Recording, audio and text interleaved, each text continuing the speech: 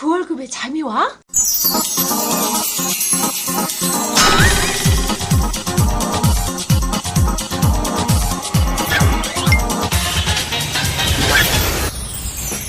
그 월급의 잠이와는 월급이 전부인 2천만 월급쟁이들의 불면증을 해소하는 방송입니다. 네, 안녕하세요. 반갑습니다. 그 월급에도 잠이 오게 하는 방송 머니스토리 TV 뭉치 양수민입니다. 네, 유 대표입니다. 네.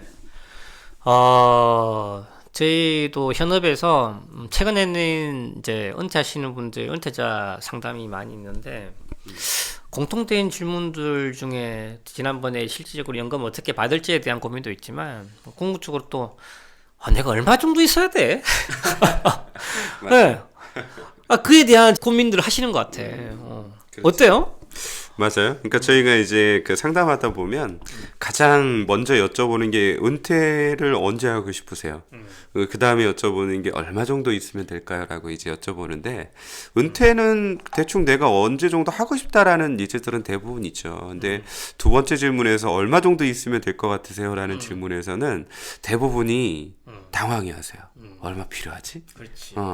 그래서 이제 그런 부분에 대해서도 사실은 뭐 시대에 따라서 다르겠고, 개개인의 어떤 라이프 사이클이나 뭐 상황들에 따라서 다르겠지만, 한 번 정도는 내가 은퇴에 어떤 모습이고, 얼마 정도가 필요할까라는 것을 여러 가지 어떤 경험치가 있는 분들을 통해서나 아니면은 통계 자료들을 통해서 한번 검토해 보시고 계획하시는 게 좀 중요하지 않을까, 그렇게 생각합니다. 그렇죠.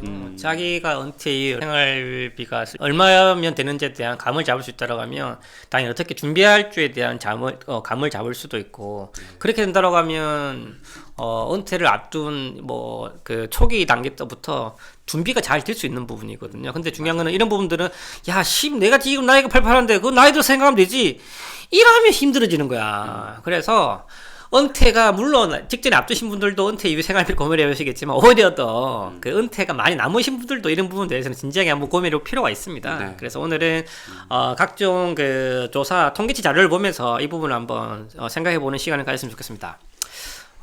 이 재밌는 또 통계치가 나왔어요. 네, 우리 그 최소 생활비가 얼마 정도 필요하냐? 라는 건데요. 지금 표에서는 현재 소득 대비해서 얼마 정도의 소득 대체율, 뭐 전문적으로 소득 대체율이 얼마냐, 뭐 이런 걸로 이제 표현을 하는데, 기본적으로 본인들이 소득이 100만 원이다라고 하면 소득 대체율이 대부분 뭐 100만 원이었을 때 한 70만 원, 80만 원 정도 있으면 좋을 것 같은데요라고 얘기는 하지만, 일반적으로 은퇴할 시점에 준비되어 있는 예상 소득률은 약 한 48%, 그러니까 100만 원을 버는 분들은 48만 원 정도 준비가 돼 있다라는 거죠. 그래서 희망하는 은퇴의 생활 소득 수준보다 대체로 준비되어 있는 자금의 수준들이 많이 낮다라는 부분이 이제 여기 자료에 좀 나와 있는 거고요. 뭐 그마저도 뭐 뒤에 나와 있겠지만, 공적연금의 어떤 비중들이 좀 다소 높다 보니까 사실은 조금 국가의 정책과 여러 가지들 뭐 국민연금 요즘에 말이 많은데, 그런 거에 대한 재원의 어떤 관리적인 부분 때문에 상당히 좀 미래가 불확실할 수 있는 그런 부분이 있다라는 내용으로 좀 보는 것 같아요. 네. 오케이. 그래서 일단은 본인이 희망하는 것과 실제 준비와는 상당한 갭이 있다. 네. 그래서 이 부분 한번 캐치하고, 오케이. 그리고 또 보험개발원에서 나온 자료인데, 보험개발원에서 나온 자료와 그 국민연금연구원에서 나온 자료가 좀 틀린데, 실질적으로 부부 생활을 하는데 은퇴 이후에 얼마 정도 들으냐? 보험개발원 자료에 의하면 최소한 265만 원. 네. 265만 원. 그리고 좀 적정 수준은 327만 원. 어때요? 조금 좀 많은 편인 것 같은데 맞나요? 제가 볼 때는 월급쟁이 수준에서 많다면 많고 적다면 적은 수준일 수 있다고 봐요. 왜냐하면 예전 같은 경우에는 저도 한 260만 원? 오, 되게 크다. 그리고 적정이 320만 원 되게 큰데, 이렇게 생각할 수 있는데, 사실 요즘에 우리 월급쟁이들도 아마 생각해 보시면 내 급여를 가지고 뭐 저축이라든가 뭐 이런 연금 준비하는 거랑 이런 거 빼고 순수하게 생활비와 주거비와 그리고 통신비 등등으로 들어가는 비용을 계산해 보면 의외로 많이 들어가는 걸 볼 수가 있을 그렇지. 거예요. 특히 혼자 생활할 때는 더 근검하게 절약할 수 있지만 둘이었을 때는 사실 비용이 뭐 n분했을 땐 덜 들어가는 게 맞을 수 있죠. 그럼에도 불구하고 좀 은근 많이 들어가는 게 요즘 시대인 것 같아요. 그만큼 물가가 많이 높아졌다라는 체감을 할 수 있는 것 같고 국민연금에서 내려와 있는 이 월 최소 176만 원과 적정 수준 243만 원은 제가 볼 때는 한 중하 정도의 평균치라고 저는 뭐 제 느낌입니다. 이건 뭐 맞는 답은 아닐 수 있는데 그 정도 생활 수준이지 않을까 저는 생각을 해요. 근데 이제 수도권에서 생활을 하려고 보면 그렇지. 의외로 교통비라든가 아니면 주거 비용이 은근 많이 나가거든요. 예. 그리고 이 평균치이기 때문에 평균치를 개인과 접목하다 보면 당연히 그 편차가 생길 수밖에 없지만 그래도 계획이라는 건 보수적으로 하는 게 필요하잖아요. 네. 그래서 보수적인 가치 본다라고 하면 보험 개발은 한 최소한 250, 260? 이 정도를 보험 개발에서는 필요하다. 이 정도 생각하고 있는 것 같습니다. 네. 자, 이걸 기준으로 다시 한 번 더 자료를 한 번 더 보도록 하겠습니다. 그러면 실질적으로 이 정도 금액이 필요한데 그럼 준비는 잘 되고 있어? 그래서 또 조사를 해본 것 같아요. 2018년도에 보험개발원에서 실질적으로 4050 세대가 노후 준비를 어떻게 잘하고 있냐에 대해서 조사를 한번 해본 것 같은데 방법은 조금 뭐 제가 생각했던 것 비슷한 수준인 것 같습니다. 뭐죠? 네. 지금 준비하는 방법에서 60%에서 70% 사이 남자가 한 71% 정도, 우리 여자가 한 60%에 근접한 57% 정도가 공적연금에 좀 의존도가 높다. 그 다음에 이제 예금, 적금이 한 10에서 20% 정도. 앞에는 남자고 뒤에는 여자입니다. 그리고 사적연금이 뭐 8에서 13% 정도 되고요. 나머지 퇴직급여가 4에서 2.8%, 그리고 부동산 운영이 4%대인데 사실은 모든 사람이 꿈꾸는 건 이 거꾸로인 것 같아요. 그렇지. 예, 부동산 운영 수익이 한 50% 정도 되고, 그 다음에 이제 퇴직급여라든가 사적연금, 뭐 이런 부분들이 이제 뭐 한 10%에서 20% 정도 되고, 나머지 예적금이 또 10에서 10%, 20% 정도 됐으면 가장 최적화된 그런 거일 건데, 사실은 너무 이제 비중이, 공적연금의 지금 비중이 높다라는 게 스스로 준비하는 그런 은퇴 준비가 미흡하다라고 하는 방증이지 않을까 싶어요. 제대로 짚으시고 그러면은 실질적으로 그런 부분들이 왜 준비가 안 될까? 이런 현실적인 팩트를 한번 보자고. 아니 내가 뭐 저축 안 하고 싶어서 안 되나? 먹고 살기 힘들어서 힘들잖아요. 그렇지. 근데 실질적으로 이분들이 4050 세대가 왜 돈을 못 모으고 왜 은퇴 준비가 안 되는지를 조사를 한번 해보니까 네네. 또 의미 있는 자료가 나왔어. 그렇죠. 대부분 우리가 짐작했듯이 자녀 교육비와 자녀 애들 뒷바라지 결혼에 대한 비용 때문에 노후 준비 자체가 밀린다라는 거예요. 그럼 대충 이 비용 얼마 정도 들까? 한번 보죠. 네, 그 비용이 일단은 꽤 많이 들어갑니다. 은퇴 후 자녀 교육비로 은퇴했는데도 평균적으로 약 한 7,200만 원 정도. 그게 뭐예요? 은퇴 이후에 자녀 교육비. 그렇죠. 이게 엄청 심각한 거죠, 사실은. 근데 노후도 준비 안 됐는데 아이가 아직 대학교 다니고 있는 거야. 아니면 이제 해외 유학 중인 거죠. 미치지. 그렇죠. 그래서 비율로 따지면은 뭐 작게는 1,000만 원 이하부터 많게는 이제 2억 원대까지 이렇게 쭉 되어 있는데 상당히 좀 부담이 되는 상황인 것 같고요. 그 다음에 교육이 안 끝났으면 당연히 뒷단에 뭐가 있겠어요. 자녀분들, 그렇지. 예, 이제 뒷바라지. 출가 비용, 출가인 이제 뭐 은퇴 후에 자녀 결혼비 이런 것들인데 그것도 사실은 대한민국에서 결혼하려고 그러면 특히 도시에서 이제 결혼하면 보통 전세라도 하나 해줘야지, 월세 보증금이라도 하나 해줘야지, 이런 부분으로 보면 5천에서 약간 1억 정도는 아무리 못해도 준비해줘야 된다고 생각할 건데 윗단에 있는 분들은 또 보시면 뭐 2억, 3억, 5억, 뭐 전세 하나 얻으려고 그래도 5억이 넘어가니까요. 이제 그렇게 해서 평균치가 1억 4천만 원대가 나오는 거라는 거죠. 그래서 사실은 개인적으로 노후 준비를 열심히 해왔을 수도 있지만 사실은 은퇴해서 목돈을 찾아가지고 자녀들 양육 비용으로 교육 비용과 그리고 이제 결혼 비용으로 좀 지출하다 보니까 노후 대비가 좀 부족해지고 결국에는 노후에 대한 가장 비중이 높은 게 준비자금에서 공적연금이 가장 높은 게 그런 원인이지 않느냐. 좀 씁쓸합니다. 예. 그래서 오케이 이렇게 본 거는 지금 팩트인 것 같은데 우리 진작에 한번 생각해 보자고. 그래 그럼 뒷바라지도 해야 되고 또 자녀 결혼에 대한 비용도 해줘야 될 것 같은데 당장 얘들 돈 안 붙여주면 결혼 못 하니까 그 중요한 건 내 노후 어떻게 하냐 이거지. 내 노후 아까 보험개발 자료에 의하면 적정 생활비가 한 50, 최소한 50, 250 정도 돼야 된다고 하는데 그게 나오냐라는 거야. 그게 어떻게 마련해? 2천만 월급쟁이들의 금융호구 탈출을 위한 그얼잠 프로젝트 특허받은 로봇 자산관리 플랫폼 포트윈과 함께합니다. 세부 사항은 머니스토리 TV 홈페이지에서 확인하세요. 제가 지금 잠깐 딴 생각을 했네요. 네. 뭘까요? 이게 답답한 거예요. 왜냐면 제가 예. 생각이 좀 깊어져가지고. 답답해요. 그래서 어떻게 해야 이게 근데 아시다시피 막 닥쳐서 이 고민을 하다면 답이 없어요. 그렇다고 집을 내가 당장 집을 팔고 내가 지방 내려가야 돼? 아니야. 생활 수준을 자기가 갑자기 환경을 바꾸는 게 정말 생각보다 쉽지 않아요. 맞아요. 나는 집 팔아서 지금 뭐 그 전원주택 내려가겠다. 닥쳐서 한번 생각해 보세요. 그게 쉽는지. 사람이 잘 안 바뀌어. 그러면 어떻게 되냐? 방법은 두 가지밖에 없어요. 본인이 초기에 방금 저희가 말씀드린 부분에 대해서 감을 잡으시고 미리 준비를 하시든지, 예. 아니면 닥쳐서 말씀드린 이런 평균적인 자녀 교육비와 자녀 결혼에 대해서 보수적인 지원을 하든지 답은 두 개밖에 없어요. 아니면은 말년이 돼도 끝까지 생계형으로 일을 해야 된다. 이거는 좀 슬픈 현실인 거죠. 크게 세 가지 요인이 있어요.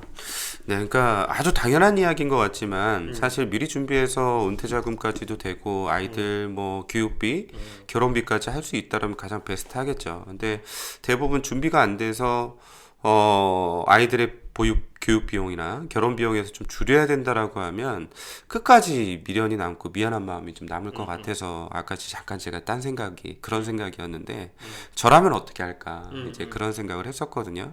그리고 최근에 이제 그 개별 뭐 공시지가라든가 이런 것들이 많이 올라가면서 토지 보유세라든가 왜냐면 어떻게 하면은 우리 집안 차려도 마련해야지 해가지고 뭐 대출 끼고 샀는데 사실은 그 실현되지 않은 수익이잖아요. 뭐 5억 3억 오른 건. 근데 세금은 많이 내래. 그렇지. 예, 그래서 어떻게 보면 노후에 그냥 집 한 채만 있고 내 생활비를 하기도 바쁜데 1년에 세금을 1,000만 원 가까이 내야 된다라고 하면 상당히 좀 긴장되는 시점인 것 같아요. 그래서 지금은 다른 거 없어요.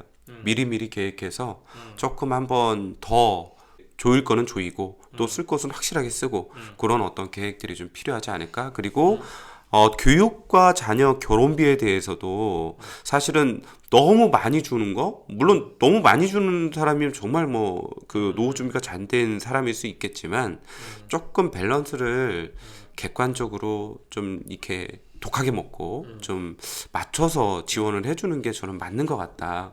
잠깐 제가 저의 입장에서 생각했을 때 그리고 전문가의 입장에서도 그건 서로한테 좋은 것 같아요. 예. 그래서 이런 부분들을 제가 말씀드리는 게 뭐냐면 이에 대한 감을 잡으시고 그림을 그려보자는 거예요. 닥쳐서 하면 답이 안 나와요. 근데 중요한 거는 뭐냐면 내가 조금 어느 정도 은퇴 시점까지 여유가 있고 그에 대해서 미래에 대해서 설계할 수 있는 기간이 남아있다고 하면 이런 부분에 대해서 본인이 교육비와 결혼에 대한 부분들 실제 은퇴 이후에 직접 생활비 말씀드렸잖아요. 그런 부분들을 잡고 역으로 환산해 보면 내가 현재 시점에서 어떤 의사결정해야 될지 감을 잡을 수가 있어요. 이걸 우리는 인상설계라고 부르지만 그래서 이런 부분들에 대해서는 미리 하는 게 답이에요. 미리. 예. 하루 빨리 하는 게 답인데, 근데 이거를 생각을 안 해보시잖아요? 그럼 어떻게 되냐면, 사는 대로 생각해요, 사는 대로. 네. 일단은, 그렇지. 대출 갚고, 애들 교육시키고, 말년이 없다는 거예요, 말년이. 그래서 왜 본인이 노후가 그만큼 중요하고 궁극적인 목표가 은퇴 이후에 행복한 삶을 사는 건데 그에 대해서는 왜 준비를 안 하냐는 게 이게 슬픈 현실인 거죠. 네. 저희가 그 은퇴 설계를 할 때에 가장 좀 중점을 두는 게 그럼 뭐 미리 계획하는 게 어차피 나의 인컴은 정해져 있는데 지출을 더 줄인다라는 것도 되게 어렵다. 그런 이야기하면서 어떻게 은퇴 설계해야 됩니까? 답답해 하시는 분들이 있어요. 근데 답은 어느 부분들에 있냐면 그래도 미리미리 쪼개서 준비하다 보면 일시에 나중에 준비하는 것보다는 기대 수익을 높여서 장기간 투자하면서 위험도 줄이면서 운영하면 그래도 애들 교육 자금 정도는 목돈 안 들이고 만들 수 있는 부분들이 있어요. 또 하나 어찌되었든 자녀의 결혼이나 교육의 이벤트가 나의 은퇴하는 이 시점과 맞물려 있다. 즉 나이를 보면 알잖아요.